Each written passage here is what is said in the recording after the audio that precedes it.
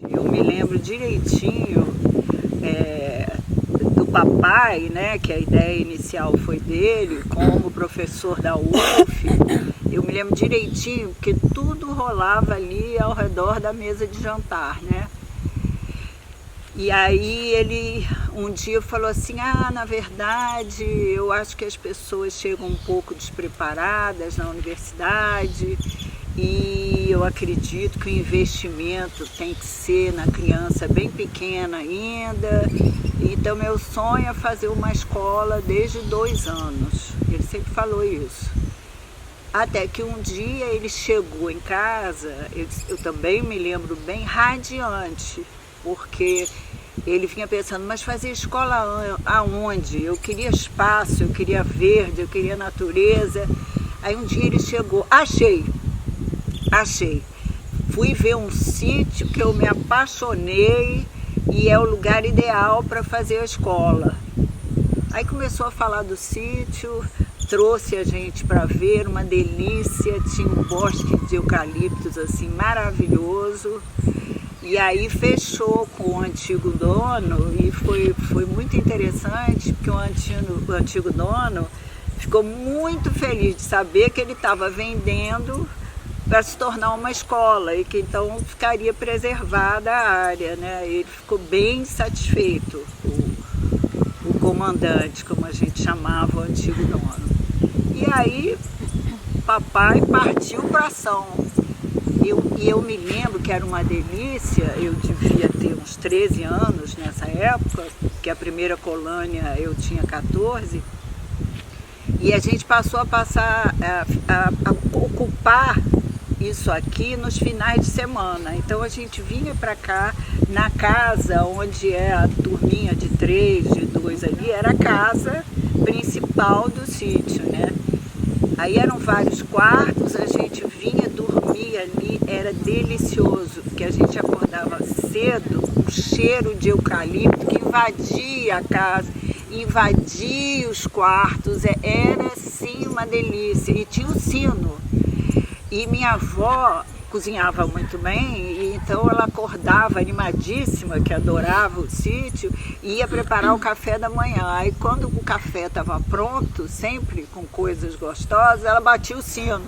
Aí voava a galera e vinham amigos, né, da gente também, era uma delícia. A gente aproveitou bem como sítio nesses iniciozinhos. E aí depois eles começaram a pensar como seria o início da escola. Foi quando entrou Maria Della, que ela já falou sobre isso, né? Eu não vou repetir. E entrou um professor de São Paulo também, que veio de São Paulo já na primeira colônia, ficou hospedado aqui com a família, que era uma diversão, a gente vinha para cá. E aí começaram os candidatos a professor da aldeia, né, que participaram da primeira e da segunda colônia, e daí foi a primeira seleção.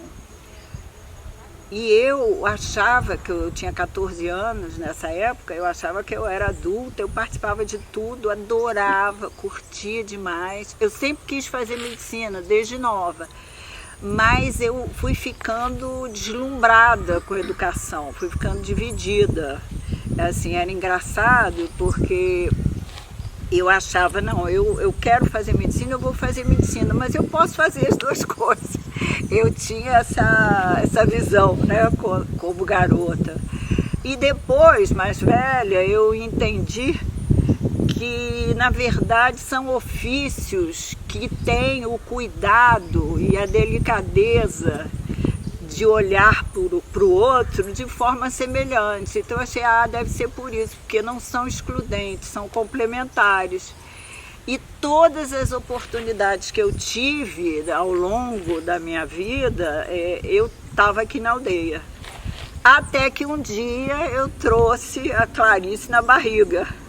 Quer dizer, ela é uma das que conheceu a aldeia antes de nascer, né? E vinha para cá, era uma delícia. Isso aqui realmente sempre foi uma delícia. E eu curti muito a formação da escola. eu participava, assim, quietinha, num canto, de absolutamente todas as reuniões, desde o primeiro momento. Eu ficava escutando aquilo, assim, parece que eu sentada aqui para falar sobre isso, volta tudo na minha cabeça. Os comentários, as decisões, as dúvidas, as preocupações. Eu me lembro de cada momento que não dá para ficar contando aqui. Mas... Nós somos 4 filhos. Tem o Maurício, que é o mais velho, que teve 2 filhos aqui, o Renato e o Fábio. Depois sou eu, 1 ano só de diferença, que só tive a Clarice. Depois vem o Marcelo, que não tem filhos, e depois veio a Sônia, que tem a Júlia. Mas isso aí é uma outra história, cada um conta a sua, né? Um momento que eu fiquei assim, muito emocionada de ver. O papai estudou no Colégio Brasil e mamãe também. E eles tinham um carinho enorme pelo Colégio Brasil. Papai era assim, apaixonado pelo Colégio Brasil, foi atleta de lá, ele tinha muita aptidão para o esporte, além de estudar. E eu me lembro que na casa dele tem uma coleção de moedas de atletismo, de futebol, de vôlei, não sei o que. Ele era apaixonado e ele contava que a diretora da escola, em época que antigamente tinha muita aquela competição entre escolas, né, de esporte, ela preparava, a diretora, uma banheira, porque papai competia em várias modalidades de esporte. Então ela preparava uma banheira na sede da escola, que era um casarão lindo, antigo, né? E fazia papai tomar banho de banheira quando acabava uma competição e ele tinha que participar da outra. E aí, quando ele comprou o espaço da aldeia, foi muito emocionante, porque ele não sossegou enquanto não trouxe a diretora do Colégio Brasil para conhecer aonde ele faria a sua escola.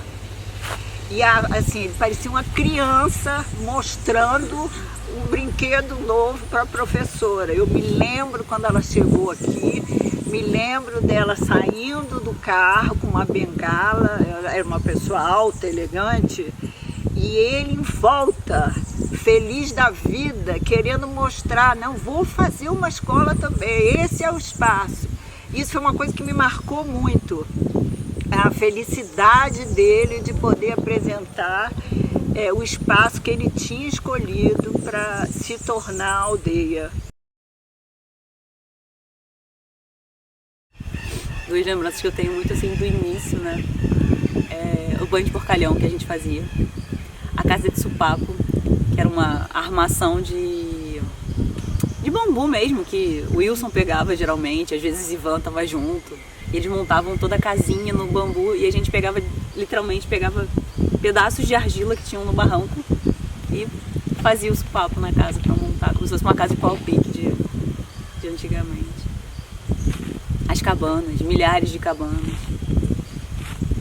todas as trilhas, a gente se perdia nesses matos aí, entrava por aqui, saía por ali, entrava aqui e saía lá atrás, depois da quadrinha, era muito bom.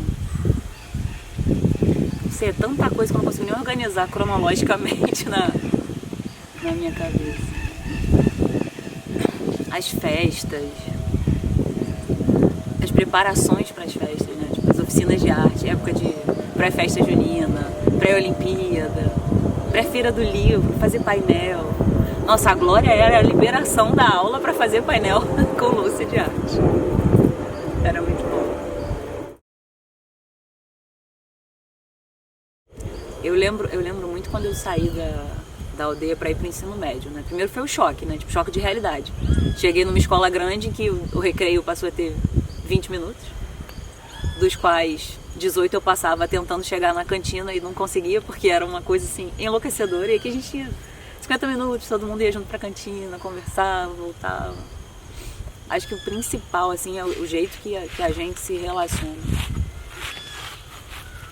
Não sei. Acho que eu tô com vontade de chorar.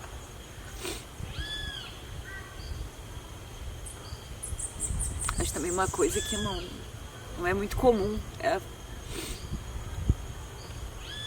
talvez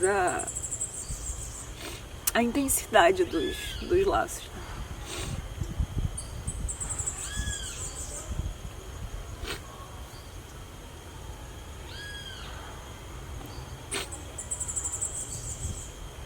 Achei que eu fosse demorar um pouquinho mais pra chorar.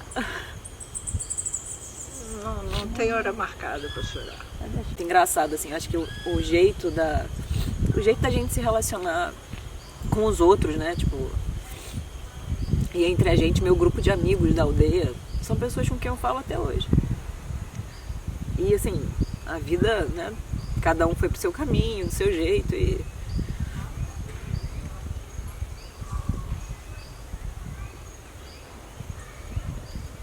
E estão sempre juntos, aniversário dela, e aparece todo mundo lá em casa, é uma delícia. E o engraçado é que assim, é como se voltasse no tempo. Como se voltasse da última conversa, assim. É impressionante. É muito... o vínculo, né, que... Tenho excelentes amigos de vários outros círculos, mas o vínculo que fica, ele é muito diferente. Acho que é meu irmão, né? Até os pais da Manu foram, foi uma delícia, quer dizer, os pais também recentemente ficaram agora, né, eu fiz 33 anos e as pessoas que apareceram na minha casa foram os amigos aqui. Foi bem legal. E é exatamente isso, assim, tipo, era como se semana passada a gente tivesse ido embora sexta-feira da escola e o papo continuou no sábado. É um vínculo bem diferente. E cada um com uma história, cada um com uma profissão, muito legal de ver. Cada um foi para um canto. Tem médico, tem arquiteto, tem... Cineasta. Lucas. Tem as mais variadas profissões e quando a gente se encontra é a mesma coisa. Sim, eu acho que uma coisa boa, né, dos meus amigos, a gente foi em bando, então isso, acho até que talvez seja um pouco de perfil, né, a gente foi todo mundo junto, né, para os salesianos, então acabou caindo todo mundo junto na mesma turma, né? Mas o meu maior choque, eu achava um pouco voraz, assim, a vida nas escolas, nas outras escolas, assim. Um pouco assustador sair desse mundo de aldeia, né, menorzinho. Principalmente na parte assim de redação, eu acho, português. A gente tinha uma formação muito completa, assim, então eu nunca tive dificuldade em absolutamente nada. Sempre tive, pelo contrário, muita facilidade, e principalmente na escrita. Eu acho que essa parte do oficina de texto, lúdico, as artes, prepara a gente muito bem e sem massacrar, né? Você vai aprendendo ao longo do tempo sem precisar ser sacrificado para isso. Quando chega lá na frente você consegue construir, né, um raciocínio, você consegue colocar no papel. Não sei. Acho que nunca foi uma questão, pelo menos para mim nunca foi uma questão essa coisa da preparação para o vestibular. Nunca me senti despreparada ou que eu tenha tido dificuldade, pelo contrário. Era inclusive motivo de inveja das outras pessoas que não tinham tido as vivências que a gente tinha tido, assim, de subir em morro, de ter essa intimidade, né, uns com os outros, essa proximidade. Não sei. E eu como mãe, eu nunca tive, ela sempre teve muita noção das responsabilidades dela, interessante. Eu nunca tive que falar, Clarice, olha o vestibular, vai estudar. Nunca. Ela era completamente independente e responsável. Assim, era uma coisa que eu não tinha a menor preocupação, porque ela dava conta de toda a parte sozinha.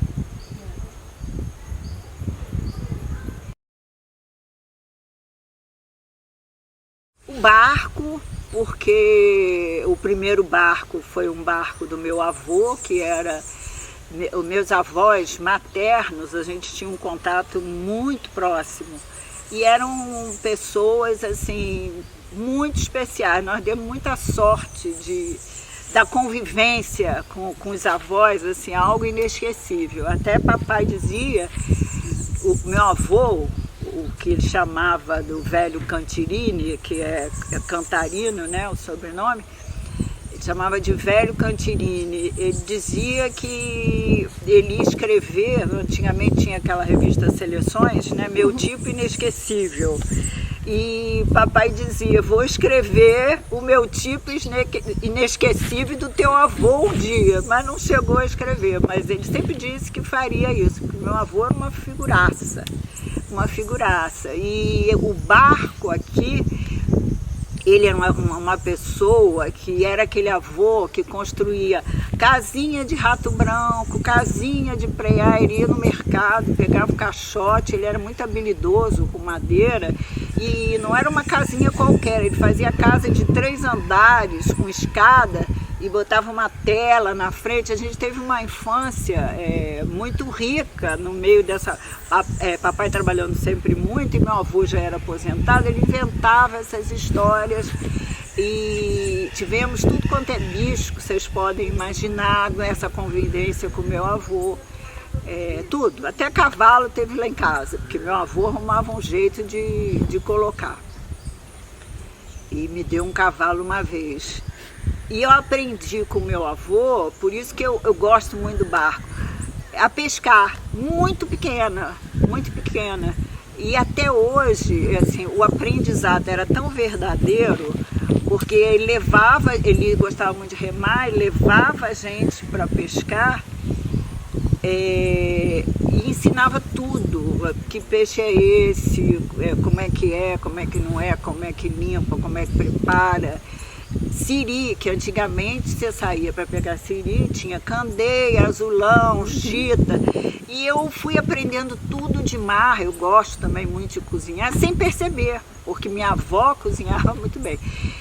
Sem perceber, eu conhecia tudo quanto é tipo de siri, tudo quanto é tipo de caranguejo, porque a gente tinha essa vivência com meu avô, que trouxe de alguma maneira quando ele deu o barco para a aldeia, por isso que é o meu recanto. Mamãe, com as histórias delas, as histórias da ligação com a borboleta azul da aldeia, né, que ela adorava. No dia que a gente fez aquela cerimônia de 7º dia ali, eu lembro. Eu engasguei, porque eu estava falando, veio uma e ficou me rondando, né? Eu fiquei engasgada. Foi impressionante, né, Clara? Essa presença marcante. E muitas figuras aqui, muito marcantes. O Sabino, né, que eu era apaixonada por ele, que o Sabino para mim era o verdadeiro dono da aldeia, né? Ele sabia absolutamente tudo, todas as árvores, o que tinha onde, como é que era, a questão da água. Ele era uma pessoa assim, impressionante. E depois vieram outros, né, como o Wilson, que era como se fosse mais um irmão, realmente, pra gente. Participava muito da vida da gente, muito. E mamãe tinha uma ligação muito forte com ele, uma confiança cega. A pessoa que ela mais confiava quando ela começou a ter dificuldade de andar era o Wilson. Na hora que eu ia segurar ela, não, minha filha, deixa que o Wilson me carrega, me dá o braço. Não vou dar braço para você não, vou dar braço para o Wilson. Quando eu vinha buscar a mamãe aqui.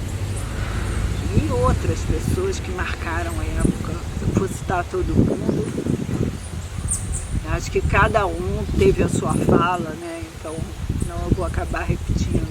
Cada um teve a sua história. E eu voltei a conviver, eu convivi muito intensamente no início da aldeia e depois me envolvi com a minha medicina e tal, e depois voltei muito intensamente já com a Clarice com 2 anos e meio. ela vai ter essas histórias aí para contar. Assim, a gente ia muito para Friburgo quando eu era criança, né? Que eles tinham casa lá. E a gente passava as férias em Friburgo. E eu, aliás, infelizmente Clarice herdou essa minha característica. Eu enjoava muito na viagem, mas muito, muito. Então papai, na hora que saía de casa, ele já me botava para cantar com ele. Eu sempre gostei de cantar também. E aí eu tinha que cantar porque ele queria me distrair para eu não passar mal na serra, né? Então a gente saía de casa cantando e chegava lá no Caledônia, em Friburgo, cantando. E de vez em quando a mamãe entrava na cantoria, mas mamãe era muito desafinada. E aí tinha protesto no carro. Não, não, mamãe, não, mamãe, por favor. Aí, tadinha, ela para, poxa, mas tá tão ruim assim. Aí todo mundo, uns quatro, tá horrível. E papai ia cantando daqui de casa, em São Francisco, né, até o Caledônia comigo. Mas não adiantava nada, porque quando chegava na serra as coisas aconteciam do mesmo jeito. Mas era uma delícia e eu aprendi a cantar todas as músicas da época dele. 93, né? 93? Não, foi antes. Eu tinha 2 anos, 92. Você nasceu em 90. Acho que eu entrei em 92. Isso mesmo. Você tinha 2 anos e meio. 93. Eu gostaria que a aldeia continuasse com a mesma filosofia do início, mas evoluindo de acordo com o seu tempo e de acordo com o que os profissionais daqui acharem que é o mais conveniente para cada época que virá depois. Mas a essência da aldeia, eu acho que está plantada. Entretanto, assim, eu prezo pela evolução e pelas novas conquistas da turma que está à frente agora, né? É isso, porque muita história, assim, foi um investimento de vida inteira dos meus pais. Eles, assim, acordavam pensando na aldeia, passavam o dia pensando na aldeia e dormiam pensando na aldeia. Assim, o assunto do jantar era a aldeia sempre é um irmão de vocês. É um dos filhos. Muitas vezes problemático. Sim. Muitas vezes problemático. Porque às vezes quando as dificuldades, né, para manter a aldeia com essa área enorme, as propostas que eles recebiam em termos financeiros e eles mantendo a duras penas. A minha mãe, papai sempre trabalhou muito, papai tinha uma energia para trabalhar infindável. Ele fazia com tanto prazer tudo na área de educação que aquilo para ele não era um fardo, era leve. E mamãe, por sua vez, ela se apaixonou, né?